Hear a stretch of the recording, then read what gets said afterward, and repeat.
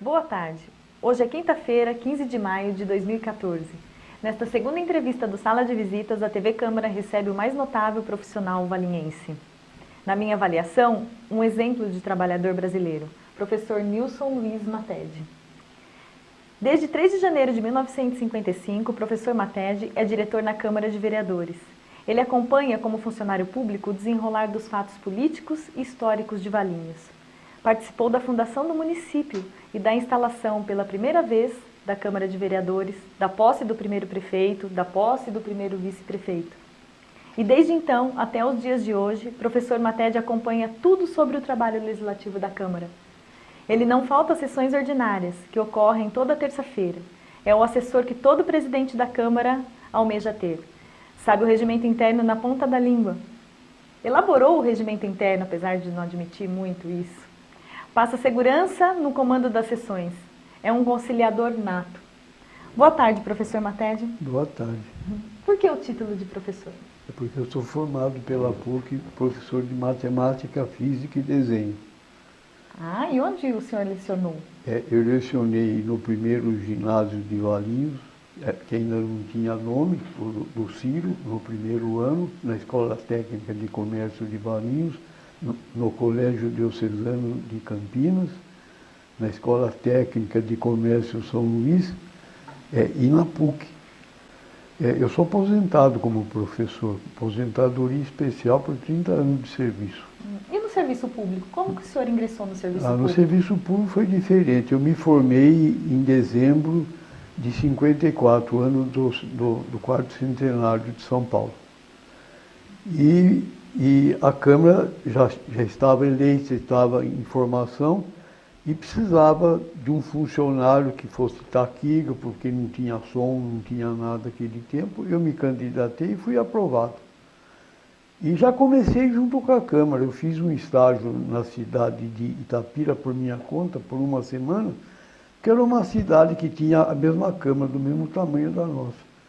Então, quando o Valinho começou a funcionar no dia 1º de janeiro, a gente já estava tudo pronto, já sabia o que era indicação, o que era requerimento, o que era moção, o que era projeto, o que era resolução, porque eu me preparei e tinha alguns vereadores também que conheciam.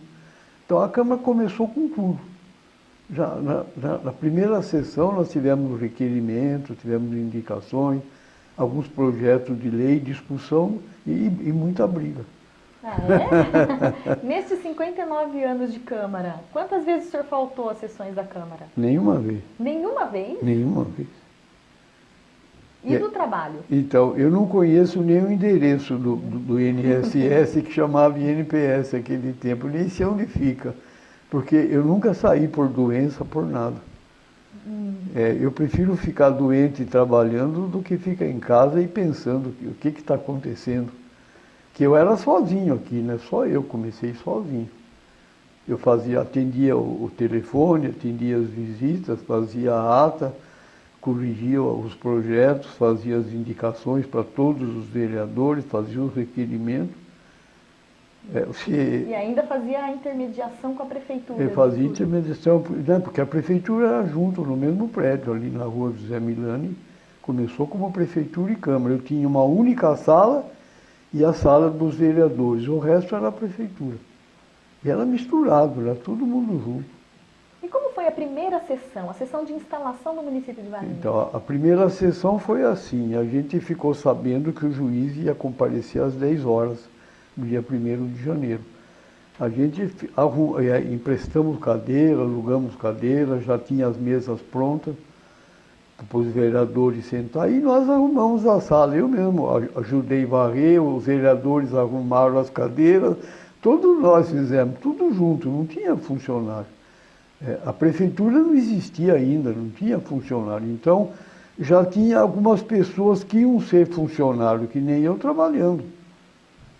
E a sessão foi maravilhosa, porque não teve briga, não teve nada, foi eleita a mesa, o Oswaldo Conte foi o primeiro presidente, o Saide foi o primeiro secretário. O Saide é José Pedro Saide, é um advogado de Campinas que infelizmente já faleceu também. E nós arrumamos tudo, nós arrumamos a sessão e fizemos a sessão, foi eleito a mesa, e no outro dia, que já era dia 2 de janeiro, não me lembro se era sábado ou domingo, não dá para me lembrar, nós já começamos a trabalhar. Sem máquina de escrever, sem nada, todo mundo sentado na mesa esperando chegar material. Em pouco tempo já tinha máquina de escrever, tinha papel timbrado, tinha tudo. E as primeiras leis? Como foram feitas as primeiras leis? As leis é assim, quando o município se emancipa, ele vem junto com as leis do município mãe. Então, as leis de Campinas valiam todas para Valinhos, mas não serviu para Valinhos. O Código Tributário de Campinas era o mesmo de Valinhos, você não podia cobrar um açouguinho aqui, um barzinho com as leis de Campinas. E Valinhos era pequeno, tinha 10 mil habitantes no máximo. Então nós tivemos que fazer as leis. A primeira lei foi a estrutura, a segunda foi o Código Tributário, aí foi feito alguma lei sobre obra, não fizemos um código de obra, mas fomos fazendo aquela lei sobre obra, cemitério, a lei do matadouro, como é que funcionava o matadouro, e fomos ficando independentes de Campinas. E o regimento interno da Câmara? Não, o regimento é assim, a gente pegou o regimento de Campinas, de Itatiba, que eu trouxe, Itapira, que eu fui ver, e a gente fez um regimento parecido.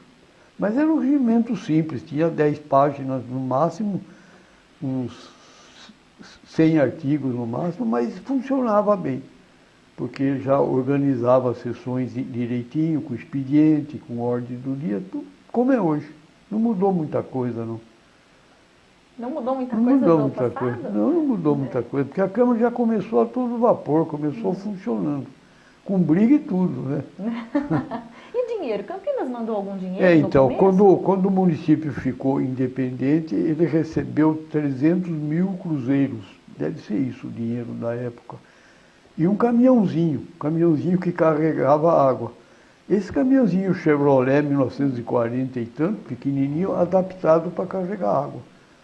Tinha um jardineiro que veio junto, o fiscal se aposentou, que era o dono lá da casa onde passou a funcionar a prefeitura, e os funcionários todos eram novos, nenhum com experiência de prefeitura, nem de câmara, nem de nada. Mas Valinho, naquele tempo, já fazia, em média, umas 300 casas por ano. E eram casas, assim, tipo popular. Tinha casa tipo A, tipo B, tipo C. Quem podia fazer um pouco melhor fazia tipo C, quem não podia fazia tipo A. E a planta vinha pronta para as pessoas. Então tinha só o engenheiro, o Dr. Renato Penteado, que ele organizava tudo, tomava conta de todas as construções, tinha só um advogado, tinha só um contador, tinha só um tesoureiro, 2 lançadores e eu na Câmara. E o senhor ficou como único funcionário da Câmara até mais ou menos em que época? Há mais de 10 anos eu fiquei sozinho. Depois nós arrumamos o doutor Antônio Carlos Correia, que é advogado, o Fernando Dávila, e depois a Câmara começou a crescer, apesar que a Câmara começou com 13 vereadores, passou para 11, depois ficou 10, depois voltou para 17, voltou para 13 e agora nós estamos com 17. Então a Câmara continuou mais ou menos sempre no mesmo nível. E são muitas histórias durante as sessões. O A senhor se história lembra de tem histórias não lembro de todas, não. Eu todas lembro de não, mas algumas as mais assim. engraçadas. As mais engraçadas tem. Eu posso contar uma que pouca gente se lembra. A Câmara era assim, ela tinha uns cadeirões com mola. E esses cadeirões, alguns faziam barulho. Então, um dos vereadores, que era secretário da mesa, Aurélio Olivo, quando a oposição começava a fazer discurso, ele fingia que estava balançando, que estava assistindo e ficava nheque, em cima da conversa do outro lá. E, então, numa dessas, o Ivo Evangelista, aliás, é um vereador que está vivo, muito bem de saúde ainda, ele ficou bravo, para com esse barulho aí, não sei o quê, e jogou um copo d'água no Aurélio Olivo. Quando ele jogou o copo, mas só água, todo mundo que estava tomando água, assim, jogou água um no outro, foi só água. Eu precisei abaixar atrás da mesa para não me molhar. Depois acabaram dando risada e a sessão ainda continuou. Mas teve história trágica Aí, também. bom, O Fernando, irmão do Beppe Espadácia, levou 12 pontos uma vez, numa briga. Eu não sei se levou os 12 pontos, mas ele se enfaixou para sair para a cidade, para mostrar para todo mundo que ele que ele tinha levado uma mesada na cabeça. E quem deu a mesada? Não, as mesinhas eram assim, as mesas eram pequenas e muito leves. O vereador puxava a mesa para a esquerda, para a direita, conforme ele quisesse. Não era que nem uma carteira de escola, era uma mesinha com 4 pernas, assim, uma gavetinha só. E o Jerônimo, o prefeito, ele era administrador também de uma cerâmica. E uma menina foi lá na cerâmica, filho de um funcionário, enroscou o cabelo numa prensa e não deu jeito de segurar. A menina foi amassada na prensa e morreu. E foi uma coisa, depois eles proibiram as famílias de levar as crianças e de entrar lá no meio da loja, etc. E o Jerônimo, ele gostava de xingar o Espadácia, que ele era prefeito, Espadácia era vereador naquele tempo, e o Fernando Espadácia era irmão do José Espadácia, o Beppe, entendeu? E como ele xingava o prefeito, moleque de recado, ele gostava de xingar, ele era valente e briguento, e gostava de brigar, então a turma ficava mais ou menos quieto com ele. E o Fernando Espadácio um dia pegou e tomou as dores, falou: você xinga o meu irmão, mas você é um assassino, você matou uma criança lá na cerâmica. Ele nem estava na cerâmica, ele administrava contabilidade da cerâmica, administração da parte contábil, né? Ia lá sempre. Ele ficou tão nervoso que ele pegou a mesinha e jogou na cabeça, atravessou o salão e jogou na cabeça do Fernando Espadácio. O Fernando se abaixou, saiu por baixo e correu para a rua, foi embora. Ele morava vizinho e foi embora. E no outro dia ele apareceu na cidade toda, enfaixado, o pescoço, a cabeça. Eu não acho que levou 10 pontos, não, porque em 15 dias ele estava sem mais nada lá na Câmara. É verdade que as mesas, uma época, elas eram pregadas no Então chão? após isso a gente emparafusou as mesas no chão. E assim mesmo tinha um cinzeiro de cerâmica, um cinzeirinho de cerâmica, pequenininho, duro e pesado, e de vez em quando era arremessado, um contra o outro lá.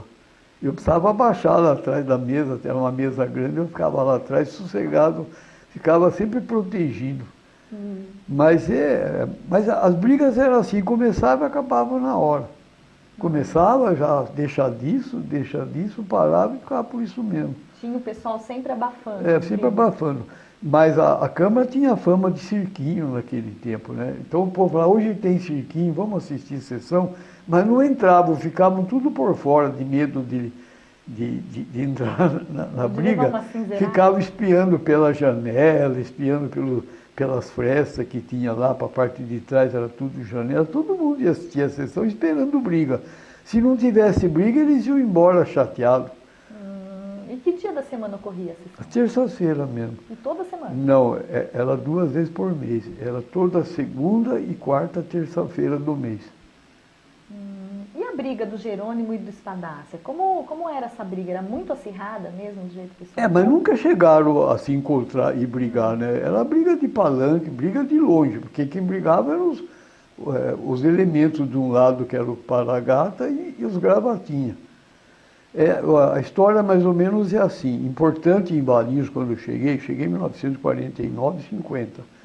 O importante era ser presidente do Valinhense, porque o Valinhense era o clube lá da cidade, e hoje, quer dizer, não tinha prefeito, o vice-prefeito era um cargo que ficava lá quase que decorativo, não tinha muita importância. Então o importante era ser prefeito, e todos eles eram amigos. O Jerônimo era amigo do Espadácia, quando, um pouco antes disso que eu cheguei, eu fiquei sabendo. Eles construíram o Valinhense junto, fizeram campanha junto. O Jerônimo construiu uma casa num loteamento que ele abriu, deu para o Valinhense para fazer sorteio, para arrumar dinheiro, para fazer a sede, estava tudo muito bem até aí. Quando houve a independência, o padre Bruno, que era o Monsenhor Bruno, que era o padre Bruno, ele queria que o Espadacia fosse o candidato, e o Jerônimo também queria ser candidato. Aí eles brigaram. O Jerônimo falou, não, você pode indicar o Espadacia, mas eu também vou ser candidato. E brigaram, e ficaram inimigo aí, inimigo ferrenho. A cidade praticamente se dividiu em dois grupos, que é o Gravatinha e Paragata, e foi por muito tempo assim, né? Até o tempo que o prefeito foi o Luiz Bisotto, a rixa era muito grande. E essa disputa, ela já começou na época em que a cidade foi elevada a... Foi elevada, começou a briga para ser candidato. Quando foi elevado, estava todo mundo junto, só 7 pessoas que votaram quando teve o plebiscito, que votaram essa votação do plebiscito? O plebiscito é o seguinte, então tinha uma urna onde a pessoa chegava, o voto não era obrigatório, a pessoa chegava, apresentava o título de eleitor de Campinas, não precisava nem provar que morasse em Valinhos, porque ainda não tinha todos os títulos certos ainda. E recebia 2 cédulas, um sim e um não. Então tinha a urna oficial e a urna lixo, que ficava perto. Essa é a parte interessante do jogo. Então a pessoa, se votasse sim, a favor da independência, na outra urna ele colocava o não. Tá certo? Então quando terminou a eleição às 5 horas, a urna foi para Campinas, foi lá para o Palácio da Justiça, ia ser apurada, a gente abriu, estava junto, a gente abriu a outra urna que era negativa. Quer dizer que o não estava lá. E o sim só tinha 7 votos, que votaram sim. Quer dizer, sim na urna negativa seria o não na urna oficial. Então nós ficamos sabendo que Valinhos ficou independente apenas com 7 votos contrários. E isso porque ia demorar para apurar? Demorou para apurar. Quando o juiz trouxe o resultado, ninguém nem se interessou, a festa já estava feita. E aí começaram as disputas. Aí começaram os candidatos, aí começaram as brigas. O Valinhense ficou para a turma do Espadacia, ele ganhou a eleição do Valinhense e ficou até muito tempo. Até hoje o Valinhense era considerado, até há pouco tempo, até 20 anos atrás, era considerado o clube dos Gravatinhos. Hoje não é mais, hoje é o clube da cidade, um clube de respeito até. E a disputa do Jerônimo com o Espadacia, quando terminou? Terminou só com a morte do Jerônimo. E ele faleceu. Ele foi prefeito a primeira vez, de 55 a 58. A Espadacia entrou de 58 a 62. Aí voltou o Jerônimo de 63 até 67, quando ele fez a prefeitura nova e deixou a Câmara, o prédio que funciona a Câmara até outro dia, só para a Câmara. Apesar que tinha balé, ensaio de banda lá, porque o prédio era muito grande. E ele inaugurou a prefeitura em 67, mais ou menos.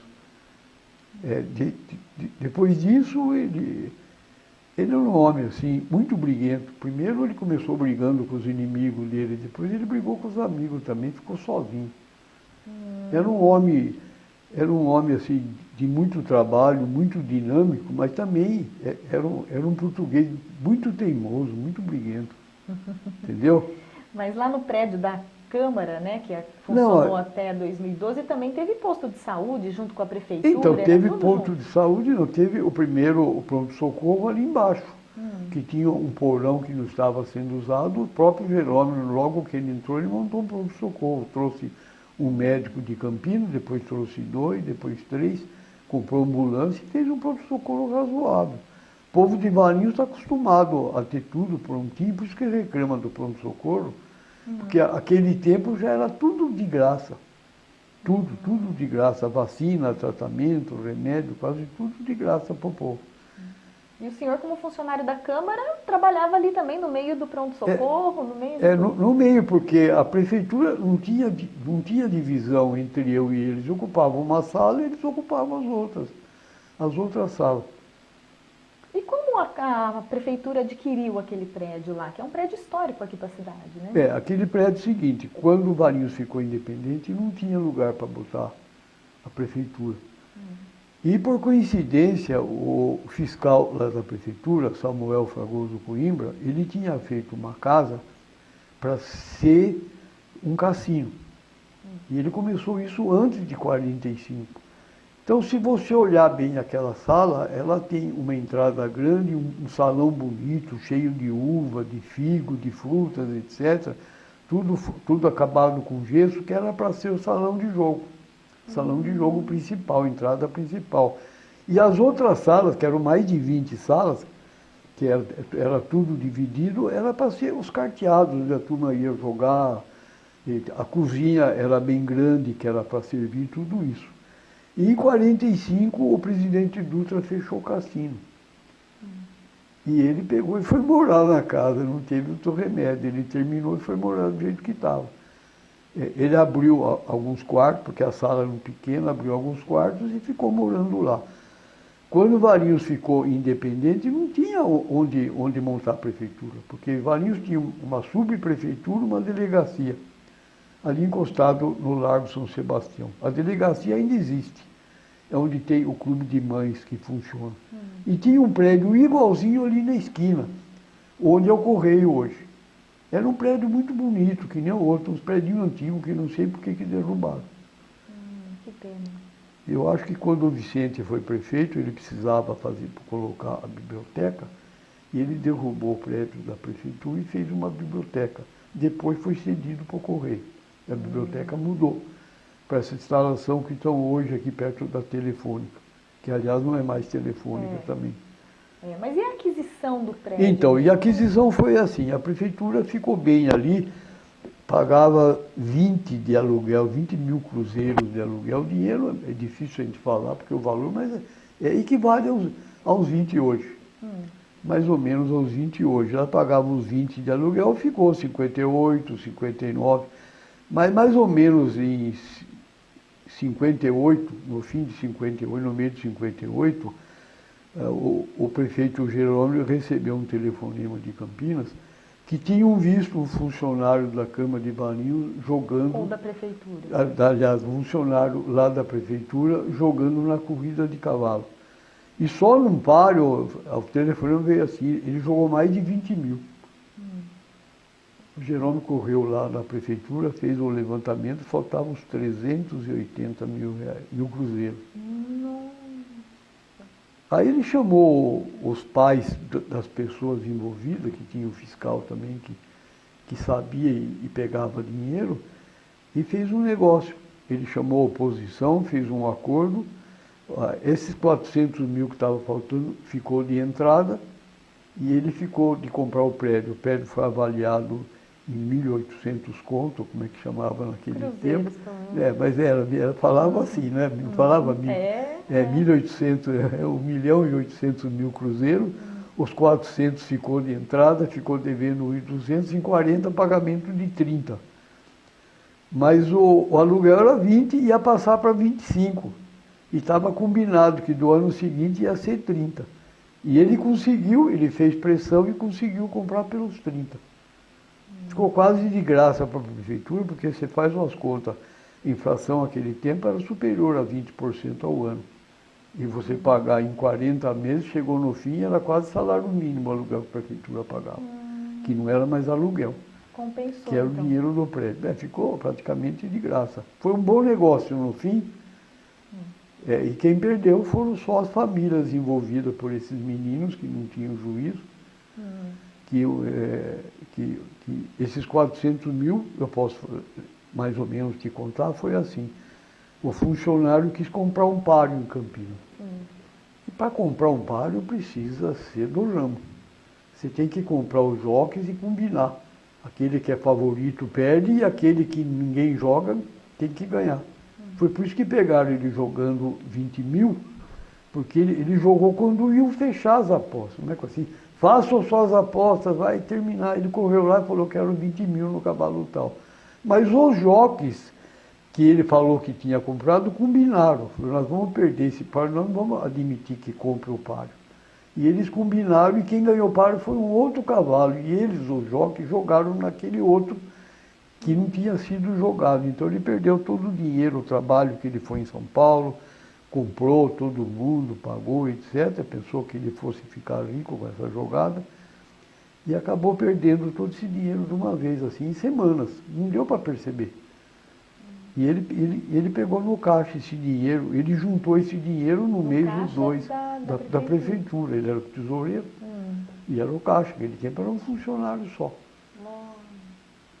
Entendeu? E ele pegou esse dinheiro e quando o Geraldo chamou, ele falou, não, eu emprestei, eu ia pagar, mas só que eu perdi o par. E contou a história inteira e falou, os recibos estão aqui, porque se ele tivesse jogado fora os recibos, o prefeito ia ter que chamar um por um de quem pagou o imposto, saber quem pagou e não pagou. Em vez não, estava embrulhadinho no elástico, eu assisti essa chegada, eu assisti, estava embrulhadinho, ele falou, não, quem pagou o imposto, eu tirei o dinheiro, está aqui, então foi fácil acertar a vida de todo mundo.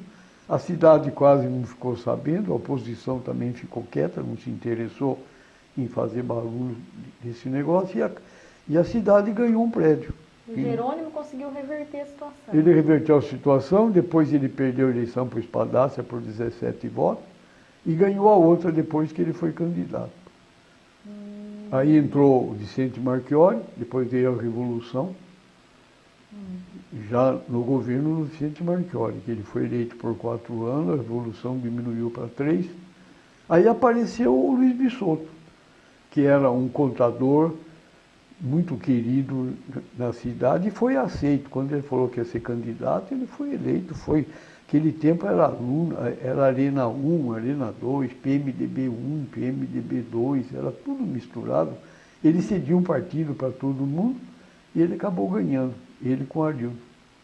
E ele foi um bom prefeito. Ele também, foi, não só um bom prefeito, como um vereador exemplar, né? É um vereador que faz falta para a Câmara até hoje. Até hoje? Ele era muito, assim, muito organizado. Quando tinha um projeto para ser discutido, ele ia pesquisar o projeto na prefeitura, nos livros, nas leis. Então chegava no dia de discussão, o vereador não gosta de discutir muito projeto, né? Ele já sabe se são a favor ou contra antes, né? E ele levantava e dizia, não, esse artigo está errado, precisa corrigir, esse aqui não sei o quê. Com aquele jeitinho dele, ele conseguia que o projeto fosse o melhor possível. E ele organizou bem, então ele foi uma mão na roda para mim, porque ele fazia o que eu tinha que fazer, convencer os vereadores que o projeto não era bom ou que era bom.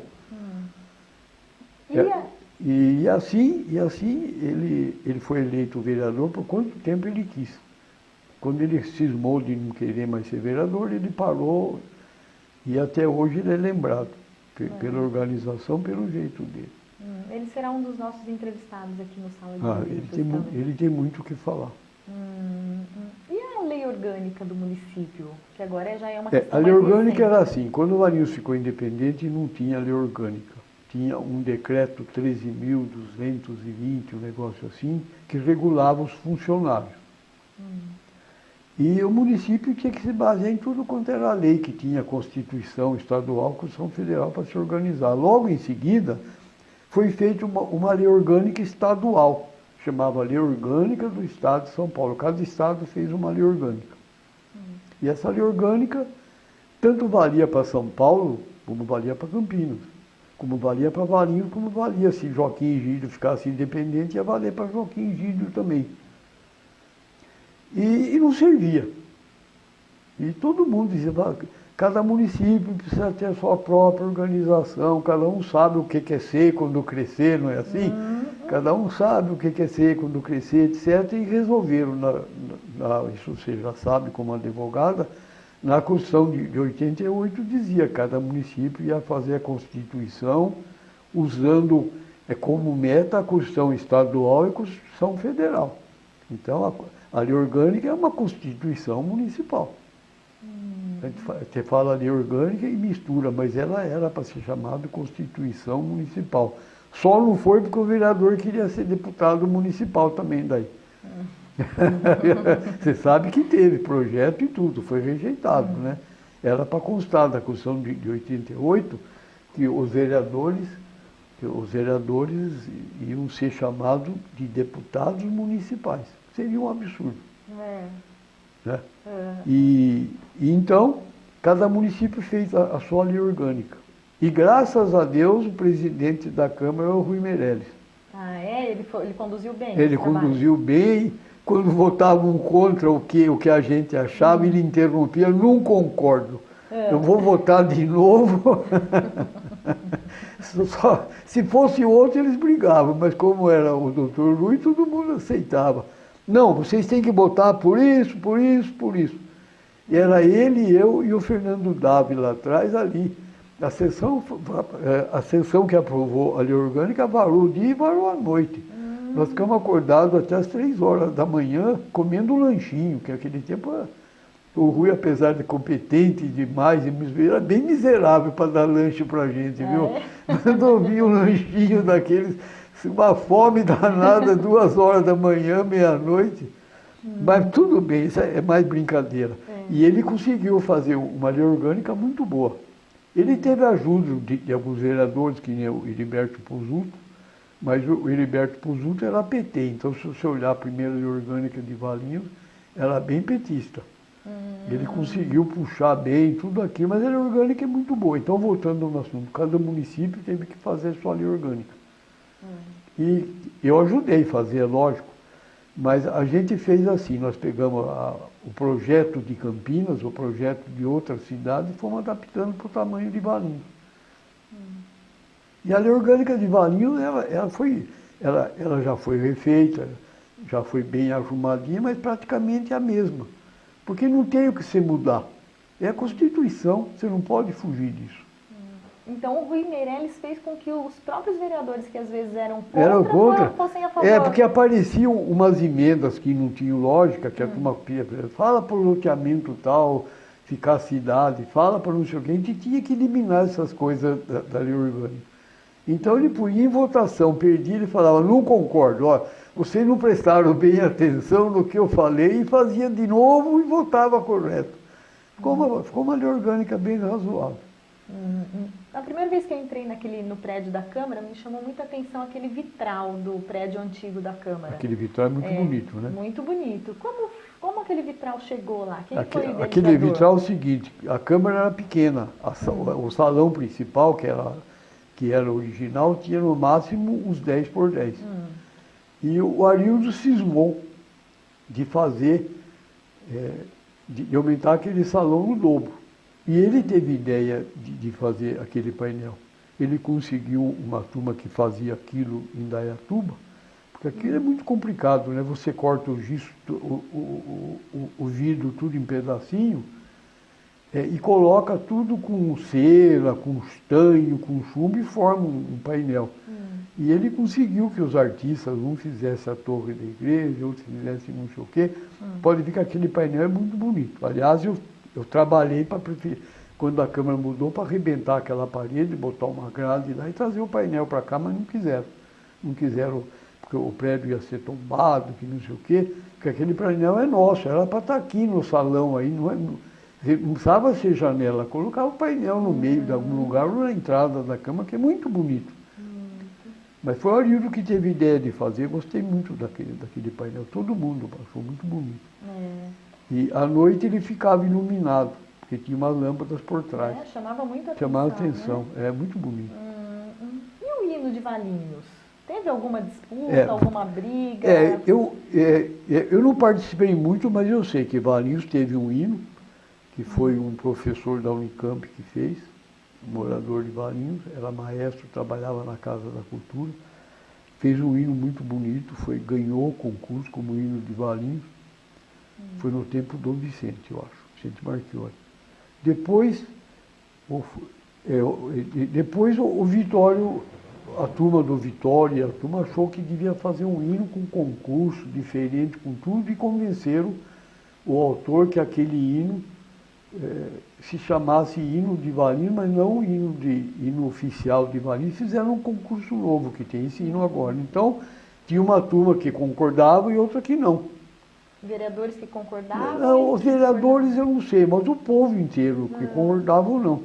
Mas ele foi homologado pela Câmara por unanimidade, depois que já estava tudo prontinho, ele foi homologado por unanimidade e foi aceito. Você vê que agora ele é tocado em toda a primeira sessão do mês na Câmara.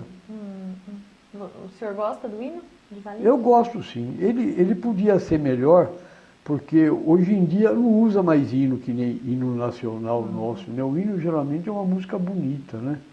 Você vê o hino dos Estados Unidos, a Rússia tem uma música clássica como hino. Agora, aqui na América do Sul, os hinos são de guerra, né?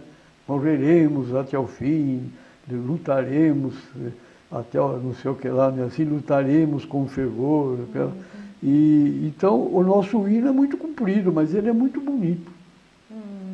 E o hino de Valinhos, ele é bonito também, mas ele parece uma marchinha, assim, tipo de hino, né? Você entendeu? Não é uma música bonita feito hino, é um hino com uma letra contando Valinhos, contando do fico, contando do trabalho, é bonito. O outro não me lembro mais, porque também não foi aceito, ninguém cantava, não foi divulgado. Nesse mês de maio, o Valinhos vai comemorar 118 anos da elevação de Vila de Valinhos a Distrito de Campinas, né? É Distrito Por que de Paz. Valinhos, Distrito de Paz de Campinas, né? Você vê, Vinhedo tem 60 e quantos anos? 66? 65, né? 65 para 66. Valinhos teria 59 para 60. É. Cidade de Valinhos tem a idade da Câmara. A Câmara vai fazer 60 anos no fim de ano. Eu faço 60 anos de Câmara também, do primeiro dia até agora. E toda cidade comemora a data de cidade. E Valinhos, não sei porquê, porque quando começou não tinha idade Valinhos, então eles comemoravam, continuaram comemorando a data do distrito e ficou até hoje. Se a turma fala, Valinhos tem 100 e não sei quantos anos, a gente até esquece quantos anos tem. Você sabe quantos anos tem? Então, a gente até... 118. Vai fazer 118. 118, então tá bom. Que a gente até esquece quantos anos tem, porque Valinhos tem 59 anos de cidade. De cidade. De cidade. Você pergunta quantos anos tem Vinhedo, não tem lá Vinhedo, 65 anos. A mesma idade tem Sumaré, tem Paulínia, que ficaram independentes juntos. Valinhos não ficou independente sozinho, né? Foi junto com Sumaré. Junto com Sumaré. Então, e Vinhedo ficou 6 anos antes, independente, 6 ou 7 anos antes de independente, porque Vinhedo pertencia a Jundiaí, foi mais fácil. Jundiaí era mais longe. E Campinas é aí mesmo. Cada vez que Valinhos falava em ficar independente, Campinas vinha aqui, não, vamos fazer uma ponte aí, uma ponte da rua Antônio Carlos, que ninguém sabe que existe um rio, que atravessa a prefeitura. E esse riozinho tinha... Foi mudado o rio? Como que é? Não, foi endireitado só, foi retificado. Porque ele atravessa a prefeitura, entre a prefeitura e esse prédio que tem os dentistas lá, o odontológico, não sei o quê, ele atravessa ali no meio. E tinha uma ponte ali na rua Antônio Carlos, que era de madeira, e cada vez que ameaçava ficar independente, eles diziam que iam fazer a ponte, que ia asfaltar, mas não tinha calçamento, não tinha nada. A Rua 7 não tinha 6 metros de largura. Não cabia um carro daquele tempo, apesar que não tinha carro. Entendeu? Então Campinas ficava levando Valinhos. Campinas ficava levando porque era quase um bairro, como Souza até hoje. Souza está sendo levado, fica lá Arraial e não sei o quê, para segurar. Mas o Valinhense soube o momento de dizer não quero mais isso. Então, quando começou a campanha Sumaré, Valinhos, todo mundo aproveitou a chance e tratamos da independência. E quando, eu não falei ainda, eu falei em 7 votos, né? Quando foi feita a independência, tinha muita gente contra, porque estava ligado a Campinas com emprego, com tudo.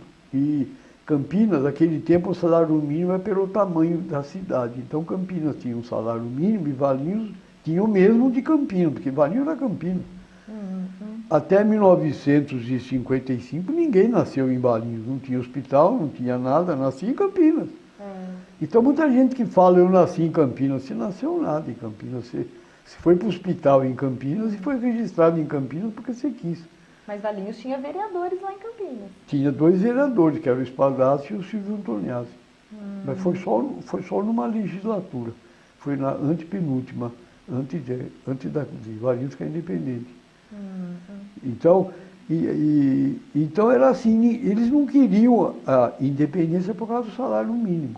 Aí nós provamos para ele, a turma da independência, Omar de Amorim, Silvio Antoniazzi, Espadazzi, a turma que trabalhou para a independência, que Valinhos ia ficar com direito ao mesmo salário mínimo que tinha Campinas. Aí conseguiu que todo mundo apoiasse a separação, e 7 assim mesmo acharam que não. Então a questão do salário mínimo aí foi decisiva para convencer a população. Foi decisiva, porque eles concordavam em tudo, que Valinhos vai ficar sozinho, não tem nada, não tem arrecadação. É mentira, a cidade fica independente e arruma arrecadação.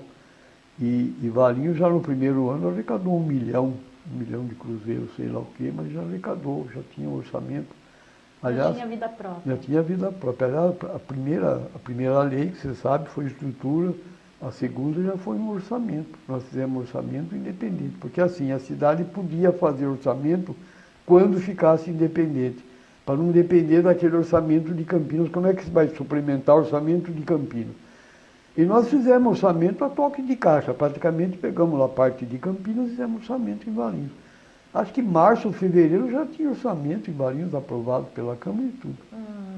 Agora, essa questão da idade, professor Matede, seria uma disputa entre Valinhos e Vinhedo, porque Valinhos não queria ficar mais nova que Vinhedo? Seria não, isso? Não é. É porque quando começou Valinhos tinha 1 ano. Ninguém ia comemorar que Valinhos tinha 1 ano. Ia comemorar que Valinhos tinha 90 anos, que tinha, tá certo? Tinha 80 e não sei quantos anos, então pegou.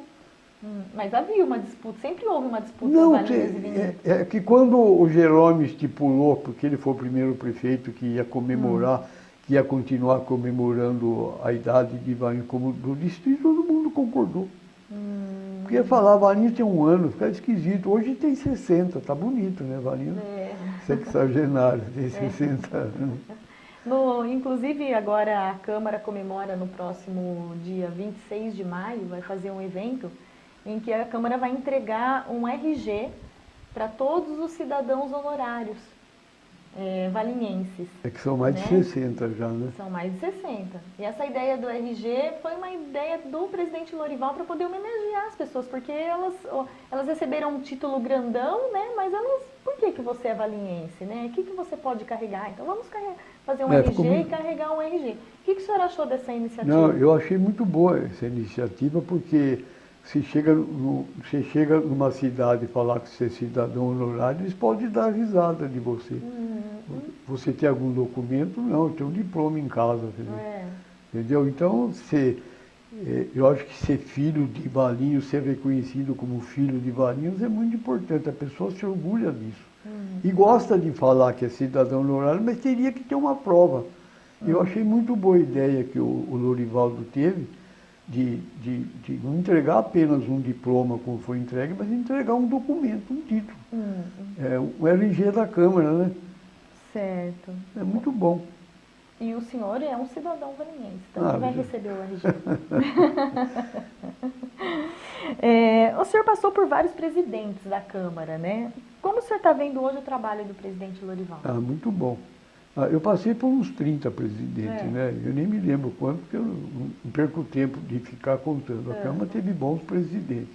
Eu já citei o Rui Meirelles, Oswaldo Conte, foi o primeiro, Serafim Morelli, que foi o segundo, que segurou o governo do Espadaça na Câmara, um homem muito inteligente, aliás, faleceu esse ano, né? E já teve o Rui Meirelles, como eu falei, Sérgio Calçavara, bons presidentes e bons vereadores. Valmir Manprim, Mauro Barbosa, também foi vereador, não foi presidente, mas foi vereador.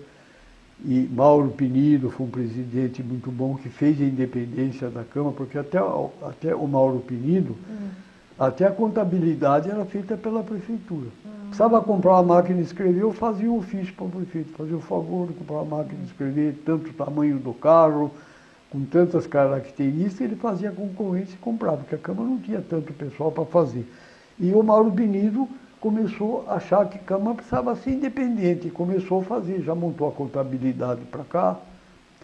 Quer dizer, até há 15 anos, 20 anos atrás, a gente não tinha problema com o Tribunal de Contas, eles nem passavam aqui, né? Eles iam direto para a prefeitura. Para a prefeitura estava tudo lá. E como os documentos da Câmara eram muito pouco em relação aos da prefeitura, passavam despercebidos até. E o seu trabalho hoje à frente do Departamento Legislativo, na presidência do vereador Lorival, como que está? Então, o Lorivaldo é moderno, você sabe disso, ele é moderno e ele é dinâmico. Você vê que ele recebeu esse prédio aqui, ele está arrumando, ele arruma o esgoto, ele arruma a água, ele arruma o palco, ele compra a cadeira, ele mudou, ele instalou, ele é dinâmico e é presente. Porque o vereador, geralmente os presidentes que nós tivemos aqui são gente de indústria, gente que trabalha, gente que tem firma, e geralmente tinha um tempinho para passar aqui. Eu sempre informei os presidentes de tudo que estava acontecendo, mas eles não sabiam de tudo que podia ter. A Câmara pequena não tinha importância. Agora a Câmara tem mais de 100 funcionários, porque a Câmara precisa, senão o prédio cai, né? Se não tiver gente para tudo. Para cuidar da água, para cuidar da limpeza, para cuidar de tudo. A Câmara tem bastante funcionário e é preciso um presidente presente, e ele é. Eu chego às 8h30 aqui, ele já chegou. Eu saio às 5h, ele está aí. É isso mesmo. E o prédio novo? O senhor está gostando do prédio novo? O prédio novo é muito bom, né? A Câmara precisava, lá embaixo já não cabia mais nada. A minha secretaria lá embaixo estava no porão praticamente, né? Estava no porão, um lugar úmido, um lugar que o ar-condicionado tinha que funcionar dia e noite, no frio, no calor, toda hora. O prédio foi ficando deteriorado com tantas mudanças, com tanta sala, e precisava. E o doutor Moisés, como é mais dinâmico, ele se gaba de ter feito um novo regimento, um novo estatuto, uma nova lei orgânica, não fez a nova, mas ele quer fazer, se ele entrar de novo, ele quer fazer.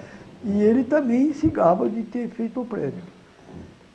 Esse prédio aqui era querido faz tempo. E eu lutei muitas vezes para fazer o prédio, o gozado que era nesse terreno, mas não aqui, era vizinho ao fórum, para o lado direito do fórum, naquela rua. Que a Câmara, esse terreno tem uma ponta lá embaixo, tem um mato lá embaixo, tem uma ponta. Eu sempre lutei para fazer no fórum, que eu achava bom, aterrava aquele rio, mudava um pouco, fazia entrada por lá e o prédio aqui em cima. Mas depois abriram essas ruas todas e a prefeitura resolveu fazer um centro cívico. O prefeito Marcos resolveu fazer um centro cívico, ele não fez, mas ele planejou. Até a Câmara ele planejou. Quando começaram a querer o terreno para a Câmara, ele planejou. E ele não fez o centro cívico, mas nós fizemos a Câmara. E na lei do centro cívico foi colocado que a Câmara poderia construir a parte dela independente do centro cívico da prefeitura. E ele cedeu esse terreno aqui. Esse de esquina aqui não era para ser nosso, nós trabalhamos depois em segunda, depois que nós ganhamos a primeira parte, trabalhamos para pegar esquina também. Porque a Câmara não era para ter esse terreno de esquina. Essa sala aqui, eu acho que já não seria da Câmara, porque a Câmara seria daqui para a esquerda. E foi feito. Teve muito trabalho para fazer, interrompida a construção muitas vezes. Essa parte eu não participei, porque eu tinha que cuidar da minha parte, que é dos vereadores. Quer dizer, a Câmara continua fazendo aquilo que eu fazia desde o começo. Só que eu deixei de atender o telefone, deixei de varrer a Câmara, deixei de arrumar a cadeira, né?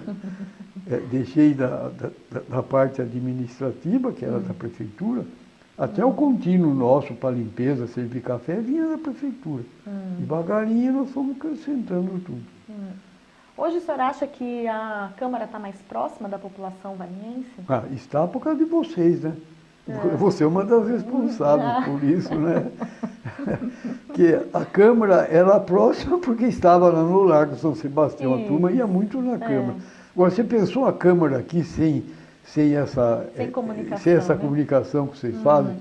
Que a Câmara tem internet para todo mundo ler, todos os contratos estão na internet, todos os projetos, emenda, forma de votação, só não sabe quem não quer. Porque se você abrir o computador e olhar o projeto 51 de 13, está lá se foi votado por unanimidade, qual foi a votação, se a votação foi simbólica ou não, faz uma concorrência, está tudo lá, quem ganhou, quem comprou. Hoje é maravilhoso. Agora, eu sempre achei a Câmara aqui, sem uma farmácia perto, sem um restaurante perto, sem comunicação, e eu tinha medo de falir. Quando a Câmara mudar lá para cima, nós somos roubados. Quem que vai assistir à sessão naquela área escura, lá acaba a sessão às 10 horas, quem que vem para a rodoviária? Mas aconteceu e a turma vem. Que eu sempre falei, a Câmara precisava ter uma linha de ônibus para a sessão, para trazer de graça a turma da rodoviária aqui. Mas não foi possível, mas eles estão vindo. Você vê que as sessões nossas são cheias, né? O plenarinho cabe 100 pessoas, tem sempre mais de 100. E nós estamos hoje inaugurando né, o segundo programa, né, Sala de Visitas, porque nós temos um telejornal também aqui. Então, isso eu disse, a Câmara ficou bem aqui por causa de vocês. Quer dizer, por causa do Lourivaldo. O Paulo começou e o Lourivaldo gostou da ideia e fez bem feito. Né? Você vê que vocês têm tudo aqui. Valinhos sabe o que se passa aqui na Câmara, até demais. Sabe tudo o que se passa aqui. Sabe até mais que eu, às vezes. Você vê no jornalzinho aí que critica uma coisa ou outra, muita coisa é mentira, mas falam, né? A Câmara está em evidência. Quem que o senhor espera ver entrevistado aqui ou entrevistada aqui no Sala de Visitas? Tem bastante gente importante no progresso de Valinhos, comerciantes. É uma pena que as pessoas que fizeram... O pessoal da Santa Casa, que fez as pessoas que fizeram Valinhos já estão falecendo, né? Muita gente, assim, que nós tivemos falecendo. Mas vocês têm que aproveitar. Por exemplo, entrevistar, além dos vereadores, os ex-prefeitos, ex-subprefeito, subprefeito não tem mais nenhum vivo, ex-vice-prefeito, Rubens Ribeiro dos Santos, que é um vice-prefeito que está vivo, Nestor Picciota, que foi contador da prefeitura por muito tempo, se aposentou, conhece a política melhor que eu, porque foi candidato, inclusive, a prefeito. São gente que você pode pegar para... E além dos industriários também aqui, não é só as pessoas que têm loja, nada. Pegar um presidente de indústria, fomentar essa ligação. De primeiro, quando a gente ia fazer uma coisa, a Rigesa e Gessi contribuiu com tudo. Você passava lá na Rigesa e falava assim, nós precisamos de papelão. Quanto vocês querem? Mandava um caminhão de papelão para a gente, para organizar, para fazer, etc., porque eram ligados.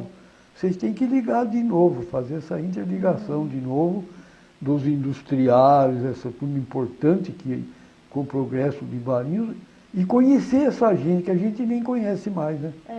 Não conhece mais. As empresas. As empresas, têm, né? Os produtos então, mas que estão pega fabricados. um gerente de empresa, mandar ele vir falar aqui sobre o que ele faz, ele vai ficar até animado. No dia que fizer uma campanha, eles cooperam.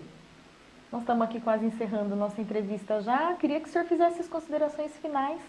A consideração final, que eu vim de Serra Negra, eu fiquei 9 anos em Serra Negra, fiquei 9 anos em Amparo. Quando eu cresci, não tinha ginásio em todo lugar. Em Amparo tinha um ginásio regional. E, então, quem quisesse estudar tinha que fazer sacrifício para estudar. O meu pai precisou mudar a família para Amparo e depois para Valinhos para a gente poder fazer uma faculdade.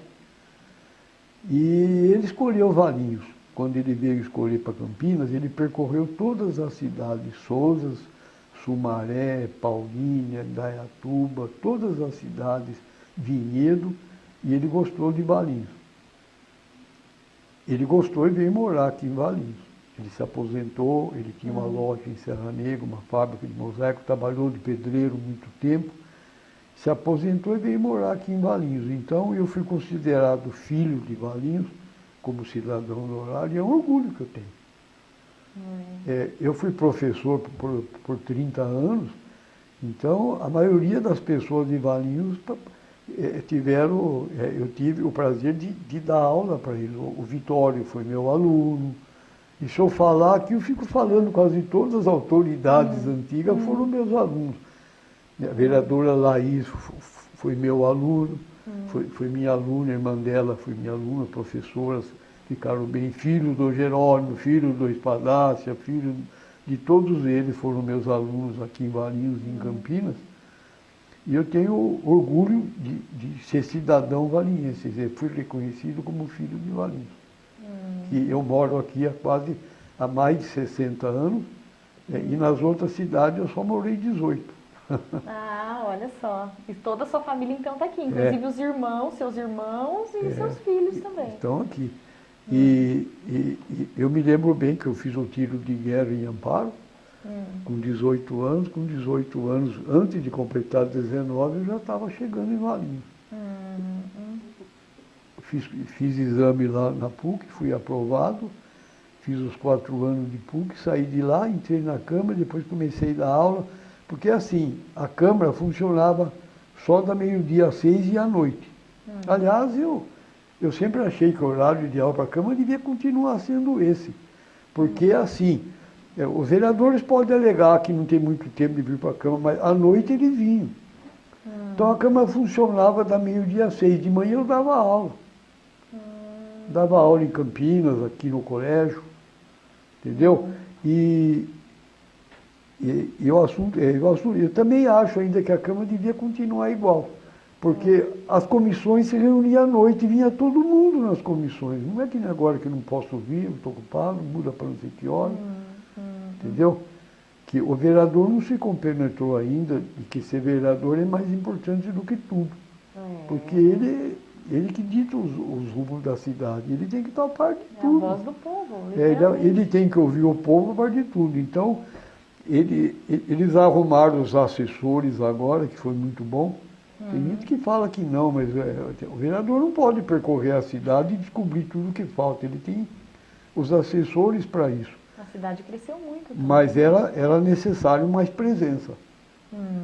E se a Câmara tivesse o funcionamento que tinha quando nós começamos, era assim, da meio-dia às 6 e à noite. Às terças tinha a sessão. É uma boa ideia, hein? Não, eu nunca falei que é uma boa ideia, porque é. Né? Eu nunca me intrometi, porque eu sempre achei que a sessão devia ser uma noite, uma tarde, ou só à tarde. O povo tem que vir, mas o vereador também tem que estar aqui à tarde. E à tarde que o povo vem para a Câmara não é um negócio assim de quebra-galho, de você aparecer aqui, senta na cadeira, levanta e vai embora. Tá certo. Eu gosto dos vereadores que vivem a Câmara, que sabe tudo o que se passa, que conhece, que luta pela Câmara. E estava falando em Lorivaldo, ele é um deles. O Paulo é outro, que sabe tudo o que se passa na Câmara, está sempre a par da Câmara. Tá certo? Tem uma porção de vereadores assim que já sabe que a Câmara é importante na vida dele. É isso aí. Importante na minha vida, porque se não fosse a Câmara, talvez eu tivesse ido embora de Valinhos, me formado e ido embora. Porque o senhor ficou por causa da Câmara. O meu irmão se formou um ano antes que eu, fiz um concurso público de matemática também. E passou, era importante ser professor do Estado naquele tempo, era uma coisa maravilhosa. E eu preferia a Câmara. Que bom que o senhor está aqui até hoje, sendo um exemplo para todos nós. Para mim, posso falar que é uma honra trabalhar com o senhor como diretora de comunicação aqui, é um aprendizado, todo dia é um aprendizado. Eu gosto daquilo que faço, né? Eu não vejo sacrifício nenhum de trabalhar na Câmara, porque eu gosto. E eu estudo, eu leio, eu aprendi muita coisa também ensinando, não é assim? Como professor também a gente aprende a ensinar e aprende muita coisa. E eu gostei sempre de fazer isso. A vida é uma parceria, né? É uma parceria. Falar que eu fiz tudo na Câmara é mentira. Eu tive muitas ideias e ajudei a empurrar, né? Sempre com um jeitinho conciliador, a gente ajuda, né? A empurrar, né?